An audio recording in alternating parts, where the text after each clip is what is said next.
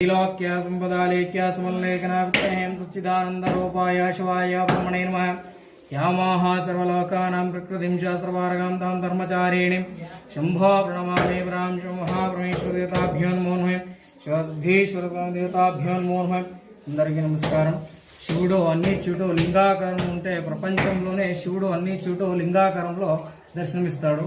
ఈ హైమావతి క్షేత్రంలో శివుడు సిద్ధాసనంగా కూర్చున్నాడు। స్వామి మానవ స్వరూపిగా కూర్చున్నాడు। అభయస్తము, డమరుగము, త్రిశూలము, భిక్షాపాత్ర, జటాజూట, త్రినేత్రము, రుండమాల ధరుచుకొని కూర్చున్నాడు।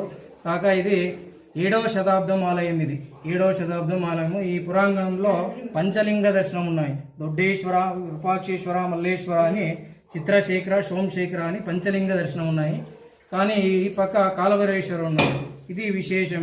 7వ శతాబ్దం ఆలయం ఇది, హేమావతి క్షేత్రం ఇది। హేమావతి అని ఎందుకు పేరు వచ్చిందంటే ఇక్కడ రాజు